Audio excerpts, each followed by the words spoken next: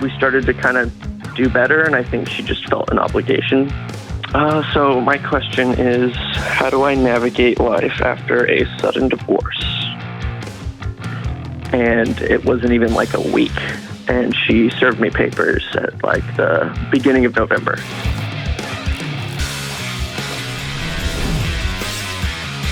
What in the world's going on? Happy New Year. This is John with the Dr. John Delony Show. Talking about your relationships, your mental and emotional health, you're raising kids, trying to keep a marriage together. Look, whatever you got going on in your life, trying to navigate a divorce, whatever you got going on in your life, here's my promise. I'll sit with you and we'll figure out what's the next right move. The last 2 decades plus, I've been sitting with hurting people trying to figure out what's the next right move after they've blown their lives up or someone else has blown their life up or just life has happened. So if you want to be on the show, I'd love to have you. Give me a buzz at 1-844-693-3291 or go to johndelony.com/ask. And before we start the show, please hit the subscribe button. Hit the subscribe button, especially on the YouTubes and the podcast. It makes such a huge difference across the board for us. All right, let's roll out to East Texas. Almost Louisiana, but not quite. Tyler, Texas, and talk to Andrew. Hey, Andrew, what's up? So my question is, how do I navigate life after a sudden divorce? I don't know what happened. I have a few paragraphs, if you don't mind. Yeah. Or would you rather just go into it? I mean, yeah, don't read all paragraphs, but just tell me the story. Me and my wife got together in 2020. That's when we got married. I had trauma from a sexual assault that happened to me by a superior in the Army in 2018. And I'm sorry, before that, no, it's okay. Thank you. And then an abusive relationship before that. After I got out of the Army, I was abusing alcohol while I was in, secretly keeping porn from her. It got worse. Within the first year of marriage, I got out of the military. We moved in with her dad. As I was transitioning to civilian life, we both got civilian jobs. She eventually started sitting in her car with a coworker that was higher up than her, and told her to stop. She did, but kept doing it out of obligation. Like just sitting in the car, like they were hanging out together a lot. Yeah, she made it sound like they were just she was naive to his intention. She was a virgin when we got together, so I kind of gave her the benefit of the doubt. Were you wrong? Yeah. He had other intentions. Yeah, and she did too. Yeah. Maybe not initially, but she did too. Yeah, and I think it was definitely not my fault, but I did things that contributed, like neglect and abusing weed after the Army, and then lying about the porn. And so when I got a feeling something was going on, I came clean about half of my porn use, and I ended up catching her at his place. We ended up staying together. She said that they had just kissed, and that wasn't true, right? Yeah. Okay. And then 2 months after that, she came clean and said it was more than that. Sure. And for right after that, I used porn as a kind of like to make up for what she did. I was like, okay, you're going to be okay with porn. And she had seen that as cheating before, like early in our marriage, before any of this. And so bring me to now. Y'all just finally called it? Because this sounds like just a mess. Yeah, so after that we went to therapy. Okay. Therapist kind of said, okay, that was sexual assault, because she tried to leave the 2 times that there was sexual assault, and the second time was at the workplace, and she said no, and he got aggressive with her. Okay. And so it leaned more towards that, even though she had put herself in the positions. And so with therapy. I mean, sexual assault is sexual assault is sexual assault. I guess going over to somebody's house, hoping that it just goes halfway and not all the way. I mean, yeah, this whole thing is messy, but I want to always start with, if somebody gets sexually assaulted, you in the Army, her at the workplace, her with the boss, her with the power deck. I always want to start with, I'm going to sit with a victim first. Right. But what happened is what happened is what happened. Y'all reached a point where y'all just couldn't make this thing work. Yeah. So it happened about 3 months ago, one of our last sessions in therapy. I pretty much said that I want a partner that's not going to care about porn, because I stopped wanting to go out in public because I would look at people, she would get uncomfortable, we'd get distant. I was seeking therapy, trying to get help for it. And so we were living with her dad, who didn't hold any expectations for us, would do dishes for us, like all the stuff. I was getting VA money. So I was just isolating. She started going to the gym on her own. And one of our last sessions, I said that I want a partner that doesn't care so I can stop for me, because I didn't want to continue doing it. And she said she wanted me out of the house until I made a decision. And so I left and ended up intoxicated at a strip club. And I got a 10-minute lap dance, like at the end of the night.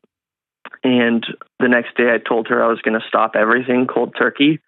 And then I went and I came back and everything started to go in the right direction.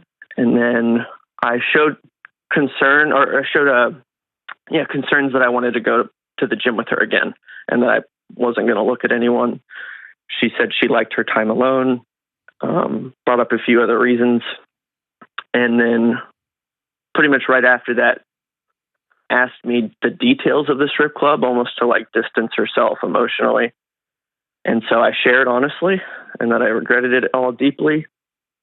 And a week after that, we started to kind of do better. And I think she just felt an obligation to try to work through things, and ended up saying that the wounds felt too deep, and said she wanted like a month to think about everything. And it wasn't even like a week. And she served me papers at like the beginning of November. Okay. And that's about it. So now, like, this episode will come out in January, but this is December. So are you in like the 60-day, you're in Texas, so it's 60-day waiting period? Yes, sir. So January 13th. January 13th is the final day? Okay. And as far as you know, this is over? As far as I know, she's not reaching out. I'm practicing even if she wants to hang out, better for me, to heal, probably not to try to talk to her at all. Let me ask it this way. Okay. You're holding papers. They're in the 60-day period. As far as you're concerned, is this marriage over? I know she served you, and this isn't a judgment question. This just informs what happens next. Yeah. Okay. She's given me no sign. So, if there's a period at the end of this marriage, the question, how do you navigate a sudden divorce, is you put every ounce of energy you have into you getting well and you becoming somebody that you can hold your head up around. Okay. This entire story is a guy who does not see any value in himself. Some of that's because it was stolen from you through assault, through abuse. Some of that was because they told you that if you went to the military, that in and of itself would make you feel a certain way. And maybe it did. But then you left. And you left your brotherhood, and you left camaraderie, and you also left abuse, and you left everything. And now you're just sitting at home collecting checks. And you don't believe in you anymore. And so we're going to drink. We're going to outsource sex, not to our wives, but to strippers and to pornography. And we're going to outsource. We're going to smoke a lot. All you're doing is just every morning you get up and your alarms are going off, the ones that are supposed to keep you safe, the ones that are saying, dude, you only get one life. Make the most of it. And you're like, I can't today. And you climb up and you pull the batteries out. That's it. Mm-hmm. And so how do you navigate a sudden divorce? You grieve like crazy because this isn't how you drew it up. Yeah. And you get real, real sad, and you devote yourself not to mindless, I will be a beefcake, but you're going to go exercise and you're going to go see a counselor. And alcohol, weed, pornography, it's all Xanax. It's all a numbing device to keep you from being comfortable to keep you from experiencing the discomfort you feel of living in your own skin. How long have you not liked Andrew? I guess I've been trying to figure that out. Don't try to figure it out. Just answer it. You haven't liked you for a long time. Probably like maybe second grade. I remember a teacher dumping my desk out in front of all the students because I was hiding papers back there. Okay. And just that embarrassment and the shame and the isolation all by yourself? Yeah. Okay.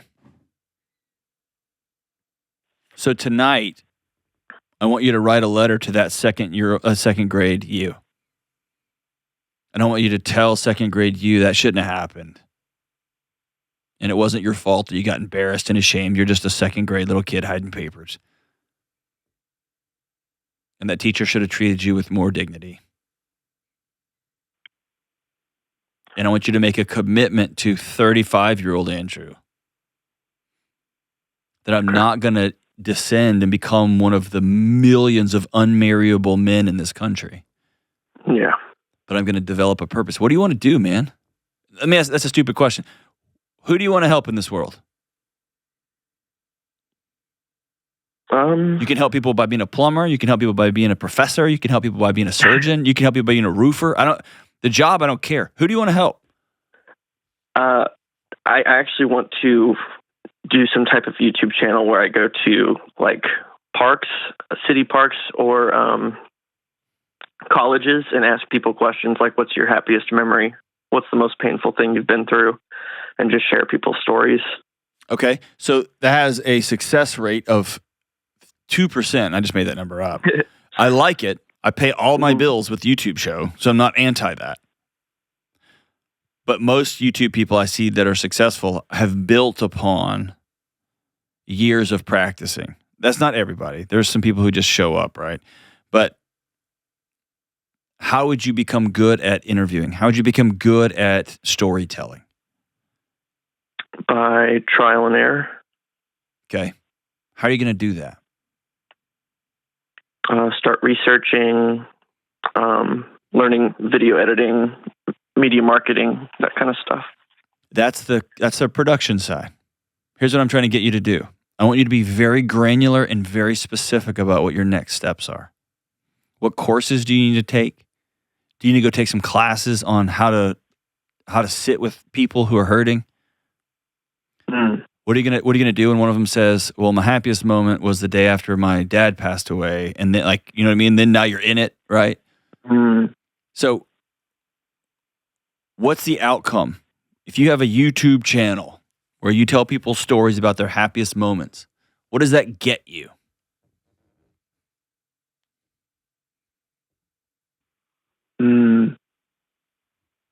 I guess just a sense of sharing that with other people, maybe that need to hear it. Keep going. Who needs to hear that? Someone like me. Keep going. What do you need to hear? That despite all of people's crazy stories, that they're still there in front of whatever camera I got. Okay, I want you to remove the camera because you just said something profound to my friend Andrew. You can't give an audience what you don't have. I see. And I want you to first believe that there is life after tough stuff.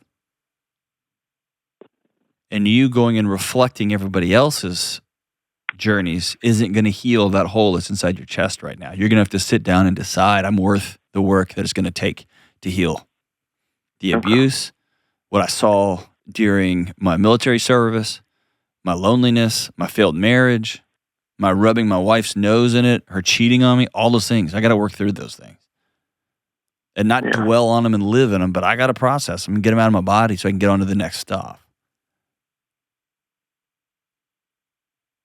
Mm-hmm. Do you get what I'm saying? I don't want you chasing for other people what you're trying to give yourself. Rush into it either. I know that. Yeah. But here's what I hear you also say. That you want people to have a little bit of a better day. Yes. That when people get their head down or when the world knocks the wind out of them, you want there to be a path for them to see, no, that's just today, but tomorrow could be better. And that's where I want you to consider using some of that VA money, and I want you to go consider becoming a counselor, even if it's just an addictions counselor, which is just a 2-year program. Mm. I want you to become skilled in sitting with hurting people. Okay. And in the process of doing that, and dude, that might be, I learned working at Burger King that like it took 15 seconds for me when I was 17 years old taking an order that if I said, they would walk up to the register and they would just look straight at the menu. They wouldn't even make eye contact and be like, oh, number 1 with no cheese. And I'd go, oh, hey, how are we doing today? Fine. No, really, how are we doing? And they would drop their shoulders and make eye contact with me. And it was almost a snap back to humanity. And I realized, it takes about 15 seconds to plug in with somebody, to make somebody's day, to make them feel a little bit more human again. Or it takes 15 seconds to just completely blow by and let everybody pass each other in the day into the night. And so whether you're being a plumber, whether you're being a counselor, whether you're learning how to be in the presence of hurting people, you have a gift, and that gift is you want to see other people have a little bit better day than after they've met you than before. That's amazing. Very few people have that desire. That means you got to go get some skills. You got to learn how to do that. And you've got the VA money, and as a taxpayer, I'm happy to support your secondary education. Why don't you go get trained in how to do that? And along the way, if you start listening to stories and you start to realize, oh, there's a thread here. I could record this and put this on YouTube. That would be amazing. And along the way, I think you're going to find Andrew. You're going to realize Andrew's worth a little bit better day too. Hey everybody, check this out. Helix, the makers of the best mattresses in the universe, are having a New Year's sale going on right now.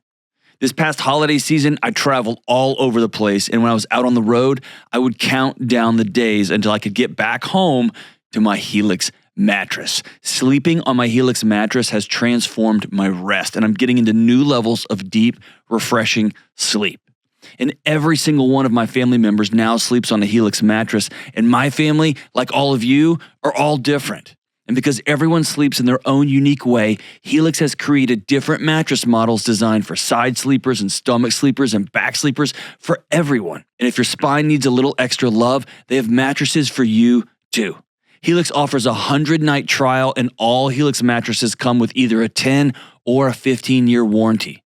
Get online and take the Helix Sleep Quiz, just like I did, and it will help you find the perfect mattress for your sleep preferences in under 2 minutes. And here's the best part. Like I said earlier, Helix is having a New Year's sale going on right now. 25% off site-wide plus 2 dream pillows with a mattress purchase and a free bedding bundle. Go to helixsleep.com/Delony today. That's Helix, Helix, helixsleep.com/Delony. With Helix, better sleep starts right now. This show is sponsored by BetterHelp. Hey folks, we all have stories. We have the family and cultural stories we were born into. We have the stories of the good and challenging things that have happened to us. And we have the stories we are constantly telling ourselves, both good and not so good. The stories of our pasts and the stories we have yet to write about our future are powerful. And while you can't go back and change any of your old stories, the world is waiting to see what story you're going to write next. As we enter 2025, I want to encourage you to examine and even heal your old stories and be intentional about the new ones you're writing. And I'm not talking about goals that will be long gone by February. I'm talking about writing new stories that will change your life forever for the better. If you're like me, therapy can be a great place to explore the old stories and begin writing new ones. Maybe think of your therapist as an editorial partner helping you write new, better stories. If you're considering therapy, I want you to consider BetterHelp. BetterHelp is 100% online therapy, and you can talk with your therapist when it works for your schedule. You just fill out a short online survey to get matched with a licensed therapist, and you can switch therapists at any time for no extra cost. Start writing a new story this month with BetterHelp. Visit BetterHelp.com/Delony to get 10% off your first month. That's BetterHelp, HELP.com/Delony. All right, we are back. Don't forget, you can go over to the Ramsey Network app. This show is hosted by Ramsey Solutions on the Ramsey Network, and you can go over and get the Ramsey Network app. And you can get the show a week early and some other cool stuff. Go check it out. I think you can, Kelly, is there a link in the show notes or something like that? Yes. A link in the internet. In the show notes below this episode. I don't even know what that means. Luckily, I do. Let's go out to Omaha, Nebraska, and talk to Julia Gulia. What's up, Julia? Hello. What's up? Hi, John. Thanks for taking my call. Of course. Very Thanks cool. for calling. Yeah. All right. I'm 51. I've been working since I was 24 in a legit career. I have switched careers one time already. I'm kind of at that point again. However, my husband, who is well compensated and really good at what he does, has a very high stress job. We also have what I like to call the golden handcuffs. We're at a point in our life where we have a mortgage and college savings. So the luxury that I had when I made that first career change is the timing is not the same. I'll put it that way. I have this pattern throughout my life of retreat, hide, push it down to make way for everyone else's stress and problems. I don't stand up for my own. So here I am at a point in my life where I'm thinking I've got 9-10 good years left till I want to retire. I'm in a job that, while I love it, I feel it's at odds with its own industry, and it's just riddled with politics, and it's become rather unfulfilling and lets me lose sleep at night. But coming to my husband right now and saying, hey, this kind of sucks, I'd like to change things up, feels like an impossibility. And I'm wondering, what's my right next step, as you like to say? Man. I hope that made sense. Yeah, totally. There's a lot there. There's a lot here. Okay. Some of it I've lived in my own marriage, and some of it I've lived with my mom's pretty amazing story. I guess all of this, for me, sits on a really concerning fulcrum, if you will. Mm-hmm. Can I just poke? Yeah, how about it? How long have you been married? 20 years.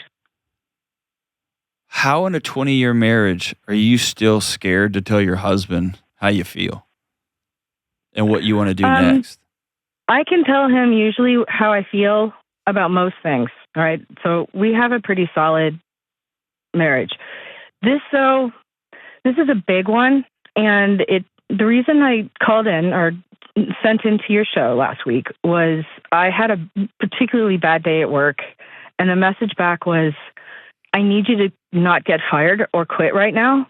I just can't. And I went, okay.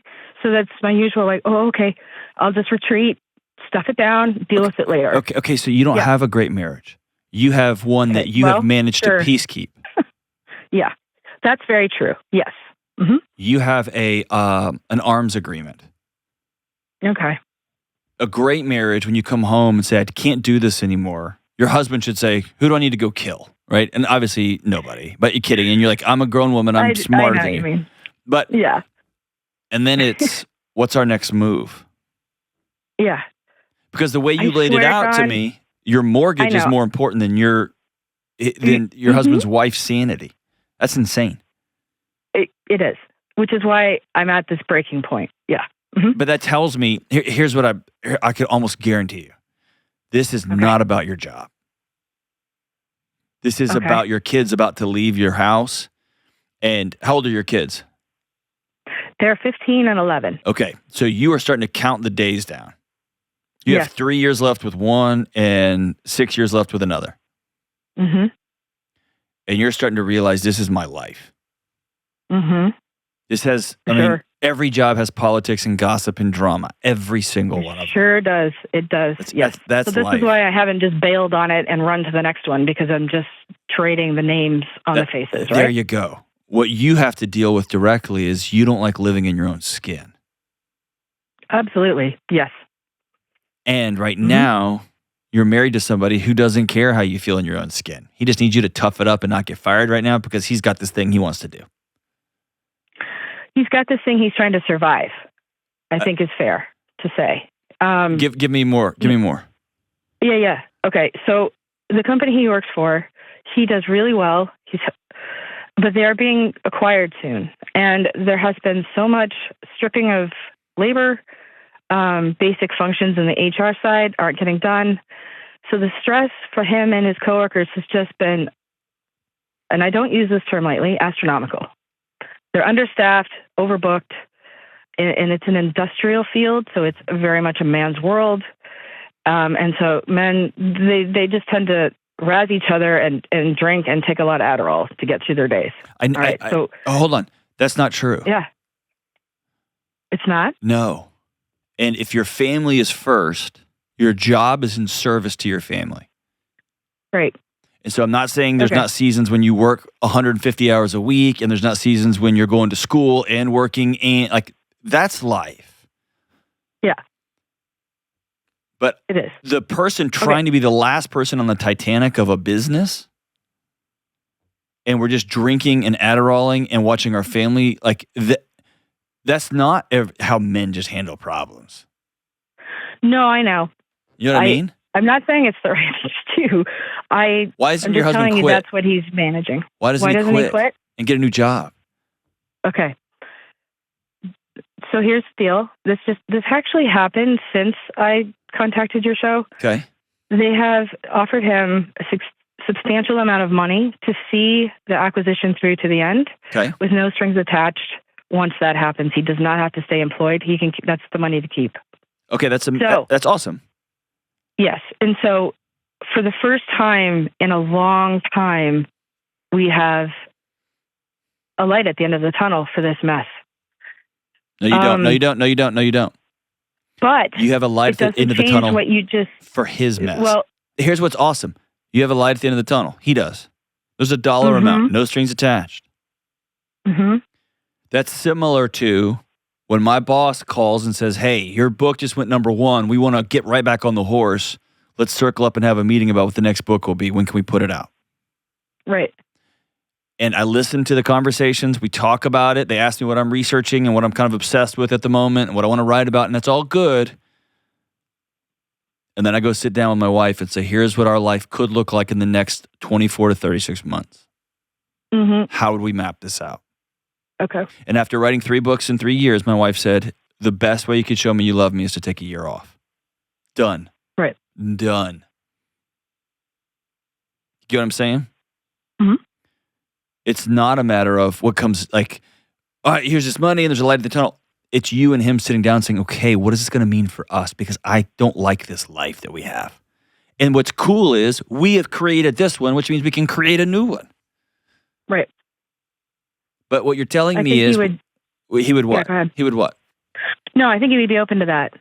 I just don't know that I could come at it right now and keep my poop together. I disagree with that. I think I would break down. What, do you? Why are you at such a, like, tell me where I'm missing it. Why am I in such a raw emotional state? No, it's not that. It's like,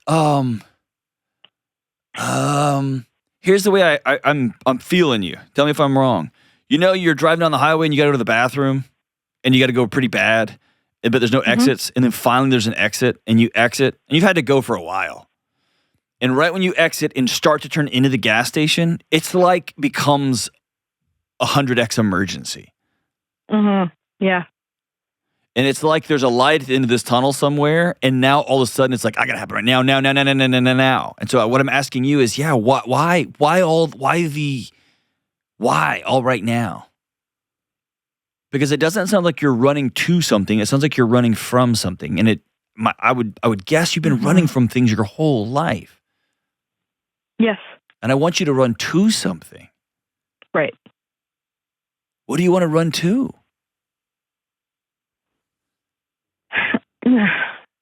Well, that's the big question, isn't it? No, because I think you know. I think you're real smart. Fulfillment? Mattering? Yeah, but those are amorphous. Those are moving targets. Mm-hmm. Because your husband could quit this job, not take the money, and come sit with you and be like, I love you, and this, and you'd be like, well, mattering is this, and then this, and that. Like, be specific. Mm-hmm. I've considered, okay, so this all started with a career change as an idea to this, to find that target, not moving target. I could go back to school and get caught up. And I live in the coding world. I could learn to code again. I would enjoy that. I've thought of just quitting entirely and being a stay-at-home mom, which if you told me this 5 years ago, I would have told you were crazy. I've thought about selling our house, getting something smaller, more manageable, so that we wouldn't have the financial needs that we have, like unburdening ourselves a bit. I've thought about just learning how to deal with the day-to-day work stresses that put me in this position in the first place instead of running from them, because there are parts of this job that I do love, and I absolutely love my team and the people I'm with. It's not all bad. What? I'm really stuck, I think. But you're playing at the surface. Get beneath that. Where's the disconnect? Oh, yeah, I don't really value myself. Why doesn't your husband value what you just said to me?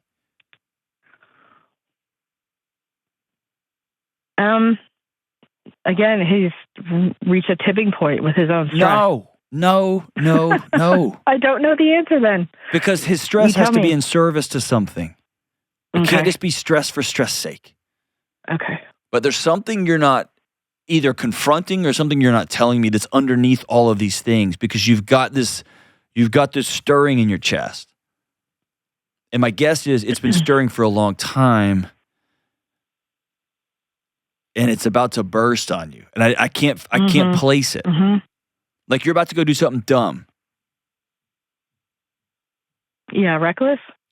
Like, do you have somebody at work that you're texting that you probably shouldn't be? No. No, nothing like that. Do you have money that you're spending that your husband doesn't know about? No. Okay, what are the things about you that nobody knows that you are trying desperately to wallpaper over? You're about to do something and I can feel it.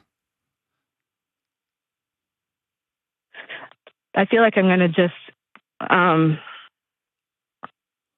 become a hermit, just withdraw entirely. What would that get you? Like that fantasy, what would that get you?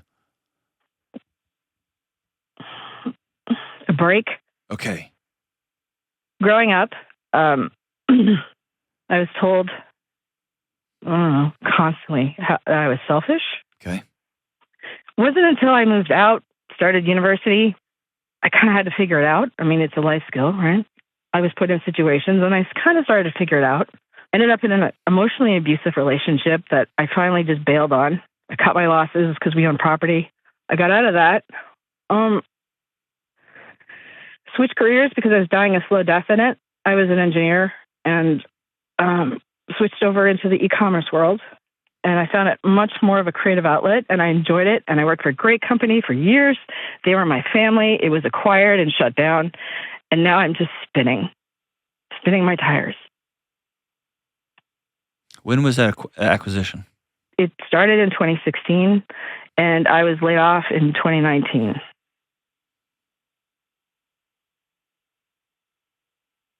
And you still haven't grieved that loss. Not fully. No. Yep. And then you see you're experiencing your husband going through another acquisition and the whole thing's back on fire again. Yep. And when everything catches on fire, your body starts pulling memories from 20, 30, 40 years ago to justify how you feel right now, why you don't deserve to be taken care of, why your needs don't matter. And it also justifies your next destructive behavior move. The next drink, the next ignoring your kids to stay on your phone, the next texting back someone you're not married to, whatever the thing is. Yeah, I'm not doing that. I know, I'm just throwing things out there. I really think what it is, John, is avoiding, like, I'll go do my hobby instead of organizing my office. I will avoid anything that causes me anxiety, such as organization or getting rid of stuff, or I'm avoiding trying to figure out how to get my kids picked up from school starting in the new year, because now we've been called back to work and they no longer have the option to leave early, pick them up, and rejoin online. That's gone. So I'm avoiding that. It's just... Okay, what is that avoidance getting you other than making you crazy? It's just what I've always done. I know it's not working for me anymore. Okay, so let's stop. Here's what I want you to start solving for. Okay. One thing and one thing only. We're not solving for money. We're not solving for relational bliss. We're not solving for great sex. We're not solving for parent of the year. We're going to solve for one thing, okay? Okay. Peace. Yep. And the only way to solve for peace is to begin to list the things that are setting you off and head directly into them. Okay. Because here's what's coming your way. A hard conversation with your husband about what kind of life do we want to live, do we want to have together. Mm-hmm. Listen to me super carefully. You can have this in divorce court. You can have this while one of y'all is being open about your affair or pornography use or whatever, or in rehab. Or you can both just spend the next 20 years, most of which will be empty nesters, you on your iPad, him on his cell phone, and y'all 6 inches apart from each other on the couch, but 6,000 miles away from each other. Or January 1, which this show's coming out after that, but we're talking before that, you and your husband can go have a retreat. And y'all can get away for a day and be like, we get to create whatever world we want. What do we want our life to be like? You're about to be free from this crazy thing. We're going to have a whole bunch of money. What kind of world do we want to have? But you don't think you're worth that conversation. Because you're worried if you say, well, actually, what if we sold the house and just downsized? We have 2.5 years with our oldest left. What if we sold this house and downsized? You're afraid he's going to say, I'm never doing that. You know, it's a stupid idea. And now you got to deal with that. With a husband that's not on the same page as you. And you got to do this with your job. And you got to do this with your kids. You got to do this with your health. Do you get what I'm saying? Mm-hmm. I'm just seeing a path of freedom right in front of you, but you got to walk towards it. Well, that's helpful. Thank you. It's not helpful. I mean, it's like, you're like, okay, thanks. No, it is. Okay, here's your homework. I'm going to send you a copy of Building a Non-Anxious Life. I'm going to send it to you as just my gift, okay? Oh, that's awesome. Okay. But you got to promise that you'll go through it and you'll answer the questions and that you'll bring your husband with you. Okay. And if he says I can promise that. if he says no, then you say, well, I'm going to forge on ahead. Because all you can control is what you can control. Right. Mm-hmm. But I want you to get a journal today on Amazon that's too expensive, a nice one. Silly nice. Yeah. Okay. And I want you to begin to write down in it the things that you are anxious about. And make a checklist and head right through them. I've tried to journal and I don't even want to write it down. I'm afraid someone else will read it. I know. You're an anxious mind, dude. I get it. I've lived that life. But you listen to me. You have to know on the other side of this, I am free. I get stressed. Okay. I get pissed off. I get frustrated. Mm-hmm. But 95% of the time, my brain doesn't take off on me anymore. And when it does, I kind of know where it's from. Yep. Do you get what I'm saying? Yep, I do. Solve for peace. Okay.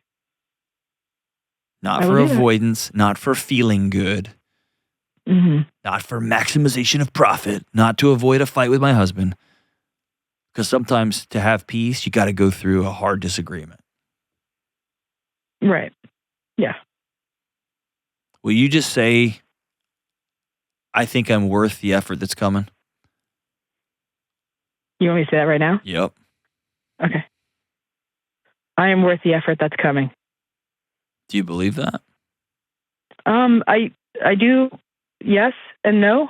I think it just depends on the day. And so the goal here is, if I work towards the peace, I'll be reinforcing that message.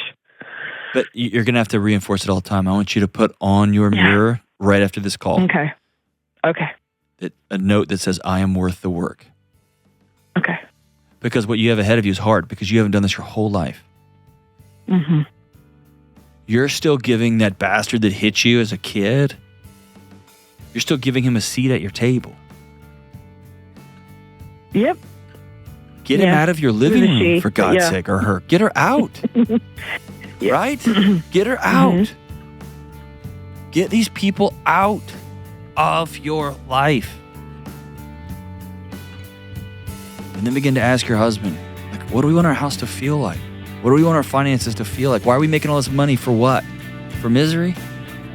If you love your team at work, if you don't like, now I'm going to have to navigate going back, we'll figure that out. All right, so I'm a founding member of the Get Off the Internet and Go Outside and Play Club. I think I may be the only member. And yet, like all of you, I often find myself at work or in my personal life living on the internets. As a society, we've created more and more online accounts for everything, and we're all always signing up for promos, giving away our emails and personal numbers, and buying everything with our phones. I get hundreds of emails to my personal account, my business account, and every business wants to survey me and become my friend, and everyone everywhere is trying to sell me all kinds of stuff all the time. It drives me nuts. And with all this online activity, do we really know where our data is and who even has it? Chances are high that data broker websites have your information, and they're selling it to scammers, spammers, and other shady people. But when you use Delete Me, they find and remove your data from hundreds of sites, and they send reports to you throughout the year to show you exactly what they've removed and from where. And now I'm getting way fewer of those spammy texts and phone calls, which allow me to let my guard down a little and feel some peace. This new year, share the peace by giving a Delete Me subscription to someone you love. Individual Delete Me plans start as low as $9 a month. Go to joindeleteme.com/Delony today for 20% off. That's join, JOIN, deleteme.com/Delony. All right, let's go out to Dallas, Texas and talk to Anthony. Hey, Anthony, what's up, man? Hey, how's it going, Dr. John? Good, brother. How are you, man? Not too bad. What's up? Yeah, quick question. So, I got 2 little kids and I got a 15-year-old, and I just trying to find a way to how to talk to them about my estranged brother if they ever ask. I know my son, he's 6 and he's autistic, so he'll just no filter. He'll be like, "Who's your brother? What's your brother's name? How old is he?" And I answer him, but like once he gets older, I know he's going to ask more deep questions, or my oldest might ask more questions. Where are y'all estranged?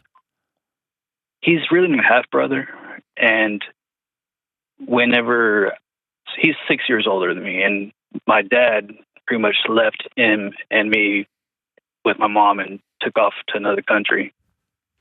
And this is about 2021. He died from COVID, and my brother just... Your dad did? Yeah. Okay. And he just crumbled. He was thinking he should have been there the whole time with him, and he just pretty much disowned everybody on my mom's side. He's like, "You're not my real family, and my daughter is not related to you biologically," and doesn't even talk to his daughter either. So, and I know it's going to come up later on, not so much now, but just not sure how to really talk about him whenever they do ask. There's some pretty simple tactical things we can do there, but I don't think that's the purpose of this call. I think you need an answer to that question, not your kids. On my brother? Or? Yeah. I don't think you've dealt with him leaving you guys. I mean, not really. I mean, I've tried reaching out to him and no, not all the that, numbers. not that. He doesn't want to be in your life. But there's got to be a moment when you exhale and you drop your shoulders and you let past that Texas male armor the understanding that you lost your dad and your brother bailed on you. And he said, "You're not my family. I don't want you in my life." That hurts, man. Yeah, but I mean, it's life. No, it's not, though. I mean, it's life, but that doesn't mean you ignore it. Let me put it this way. At least honor your body, because your body's still trying to solve for it. Because your body leaned on that guy for a long time. You had a ride or die. And he said, "I don't want you in my life. You're not my family. Out." Which I can't, I mean, my brother is one of the best men I know. I can't imagine him calling me and saying that. I can tell you, I've got one of my oldest friends on the planet did that exact same thing. Said, I'm wish you the best. I'm out. You'll never hear from me again. And dude, it left a huge hole in my heart. Sucks. So at least do this. At least sometime this week, in between Thanksgiving and Christmas, when we're having this conversation, write him a letter that you'll never send him. Just tell him how much you miss him and how you wish him well, wherever he ends up. All right. I can do that. Because it's trapped in your chest right now, whether you want to admit it or not. It is just life, but it's not a good part of life. Just because life is our moms pass away someday doesn't mean we don't deal with it. That's just life, is the way Texans, it's like a saying that Texans use just to avoid dealing with hard things. And then when it comes to your kids, it's as simple as, yeah, Daddy had a brother named so-and-so. And he got real sick. And his particular sick was in his mind, and he wanted to be left alone. And that's what you tell somebody until they're about 10 or 11. And then when they get to be 10 or 11, they may ask a little, what do you mean he wants to be left alone? Like, he really struggled with anxiousness. And when Grandpa died, he really took it to heart. And he felt lost. And his way of dealing with loss was just to cut everybody off. That's the way he made him feel safe. And it makes your dad it makes your dad real sad. All right. Then you tell your kids, but I'll never leave y'all. Ever, ever, ever. And as they get older and older, then it becomes a little more age appropriate. At 13, 14, 15, you can say yeah, he struggled with depression his whole life, or he was struggling with whatever was going on with him, and you'll know more context there. He drank too much. He smoked too much. You'll know the details there. And when somebody gets into 9th grade, 10th grade, 11th grade, you can start explaining some of that. And depending on where your autistic son falls on the spectrum, is how much he'll be able to appreciate some of that nuance.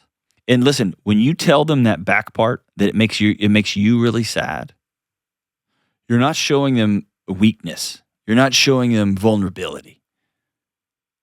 You're showing them that they're not crazy, because they will immediately imagine, what if one of their brothers got that same sick and left them, how heartbroken they would be. And so you saying, I have feelings and I miss my brother and I wish he hadn't taken off. I miss him a lot. It's a gift to your sons. It's a gift to your daughters. It's a gift to your kids. It makes them feel not crazy. And if you haven't written your dad a letter, just tell him you miss him. Tell him all the things he's going to miss and what kind of dad you're going to be. Please do that too. What was your dad's name? I can do it. Pedro. Is he a good guy? Complex? Not so much. I mean, complex? Yeah, a little bit. Okay. A little bit. So maybe your letter is a little bit of a thumb on your nose. Hey, you left. Here's what kind of dad I'm going to be, just so you know. I'm going to be different than you were, because here's how. And by the way, brother, the fact that you're asking this question tells me you're already about legacy change, right? Yeah, definitely. What's the chances your old man would have called and said, like, hey, I've got this other kid. What's the best way to tell? He would have called, right, to get wisdom on that, would he? Yeah, 4 other kids that we didn't even know about. That's right. So you're changing you're becoming, you're a man of integrity. You're a man of wisdom. You want to do this thing right. You want to give these kids something that you didn't get. That's noble. I would hug you if you were standing in front of me, and I'd make it really awkward too. I think you're a good dad, man. Do you feel good about the work you're putting in? Oh, yeah, definitely. That's amazing. The hardest thing is becoming a new father without a path forward. You're having to make this thing up as you go. Do you have some men in your life that are good dads that you can lean on? Not really. Okay, that's your homework assignment. You got 2 letters to write, one to brother, one to dad. And I want you to reach out to 1 or 2 guys. It could be guys you work with, got uncles of yours, somebody in your life that you see they've got good kids. You see they've got a relationship with their children that you want to have one day. And you say, hey, I want to go buy you coffee. I'm going to go buy you a beer. And let's sit and talk and say, I like how you're being a dad, and I want you to teach me because I didn't get that. My dad wasn't a good man. He had a bunch of kids that none of us even knew about, and then he died. And I want my kids to have something different, but I need a roadmap. Will you walk with me? If you're, I think this applies across the board. I haven't read it in like 2 years. There's a book by a guy named John Tyson. He's a pastor out of New York, but he wrote a book called The Intentional Father. And it's probably been the most influential book for me. And if you're not a person of faith, I still think it's a powerful, powerful book about the intentionality it takes to be a good dad. So that may be a book to check out. And if you've never been to a church building, it's no problem. The book is still very, very, very wise, but it is written by a pastor. We'll link to it in the show notes. And I've never met John. I don't know anything about him. I just know that book really impacted me in a very significant way. It even impacted me taking my son, my 14-year-old, to his first punk rock show recently. It's like he needs to see my life through his eyes, right? Anyway, all I have to say is that might be a place to start as well, but I want you to get a couple of men in your life that you can reach out to and say, all right, I'm about to do this thing all in. It's the new year. It's my favorite time of year. It's when everyone starts thinking of new routines, building better habits, stopping things that aren't helpful, and overall building a better life. And we all know that most new go-get-em goals are a waste of time because we don't put in the systems to make them sustainable. So how about this year, let's focus on fewer, more sustainable goals and better systems. And let's start by curating a system and a goal that's actually good for your soul. Let's start this year with our spiritual lives. And let's start off 2025 by focusing on prayer and meditation. To do this, I recommend Hallow, the #1 prayer app in the world. I use it and I love it. Hallow offers 10,000 guided prayers and meditations to help you grow closer to God and find peace. Hallow has some amazing daily prayers that will be perfect to start each of your days with. One of Hallow's most popular features is the Daily Reflection with Jonathan Rumi from The Chosen. You can also check out the daily scripture readings, nightly sleep prayers, and if you don't have much time, there's something called the Daily Minute. Hallow makes it easy to build a system and a routine by making a schedule, adding reminders, and even fostering a community for accountability. Start the year off right by putting your relationship with God first with the help of Hallow. Right now, Hallow's offering 3 months free when you join at hallow.com/Delony. That's Hallow, HALLOW.com/Delony for 3 months of Hallow absolutely free. All right, we are back. All right, Kelly, I'm the problem. Is it me? Yes. Or are you? I think it's you. Probably both. Go for it. Hey, you're rocking some gold chains today.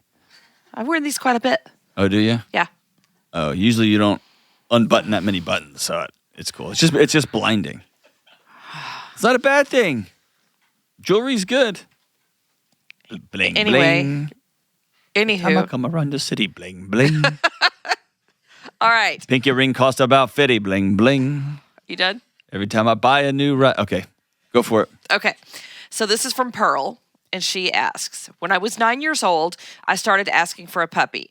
At the time, my parents asked me if I understood the responsibility of having a dog, and of course I said yes. My parents generously surprised me with a dog on my 10th birthday. Now the dog is 12 and still lives at their house because my apartment does not allow pets. They want me to pitch in money for his vet bills and haircuts. They say he is my responsibility since he is my dog.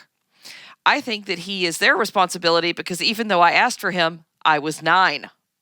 And they should know that I really did not understand the long-term commitment and costs of having a dog. They bought the dog with their own money and brought him into their house. Paying for dog bills is not in my budget, and I do not believe it is my responsibility. And I have refused. This makes my parents upset with me and all of the drama. Am I the problem? Is this where we are? Like, is this as a people? Is this what it's come to?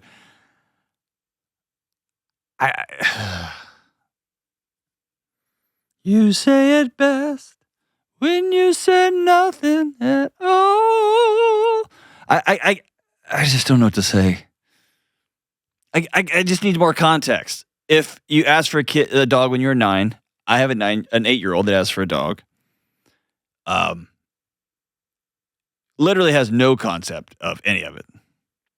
But okay, just but, no. When no. when she moves out, when she goes to college, no, or I'm not going to whatever, sweat my kid who can't afford a house. No, Yeah. it's dumb. It's dumb. Like, we have a dog, and he's technically my son's dog, and But you're the grown-ups, right, and we got the dog, and when he moves out, the dogs will probably stay. The dog will stay with us because he'll be a 19-year-old that doesn't need a dog. Now in college, I got a basset hound named Molly. I also had a basset hound named Molly. Molly was my ride or die. Yes, great basset hound name. The greatest dog that's ever existed. Mine was pretty great. Agree, disagree. But Molly, when I came home to college, she lived with my parents for 6 months while I was in my first apartment before I could move. Yes, that's my responsibility to buy food, to buy vet bills, to repair their back door that she ate. I never did that, by the way. Sorry, Mom. Because you got the dog. It's my dog. Right. I said, can they stay at your house for a while? Right. And she destroyed everything. And I still didn't pay for that. But I gave my parents great grandkids. I think that's a fair trade. Not really. I should have bought them a door, and I'm sorry. But here's the deal. That's my dog. When your 9-year-old asks for a dog, and then for 9 of those 12 years the dog's been alive, that kid just lives in your house with the dog. Hey, here's why I'm exasperated. I'm so sick of adults acting like children. I just can't anymore. I can't. Like, what parent would call their 21-year-old kid or 22-year-old and be like, hey, I need some money for vet bills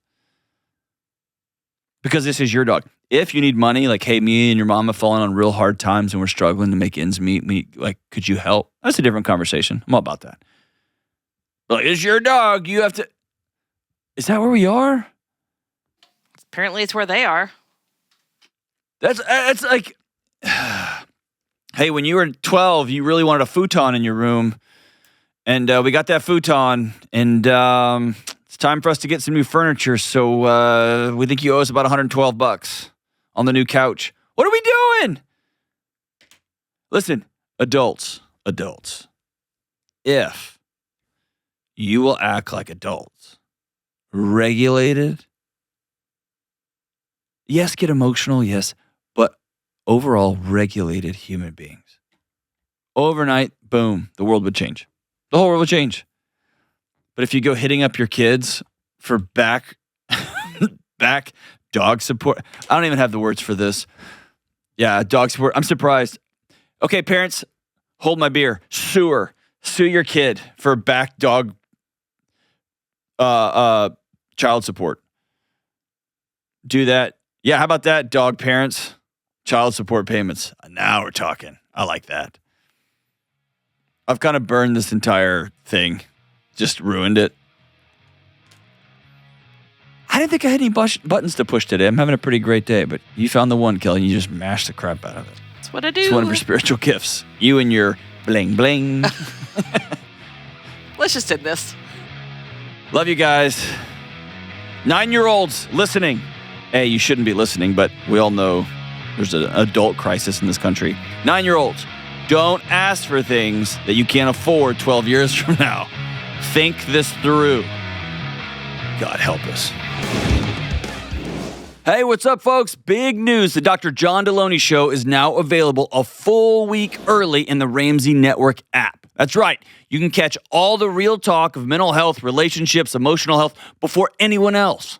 And the best part, it's completely free. Just click the link in the show notes to download the Ramsey Network app and start watching early today.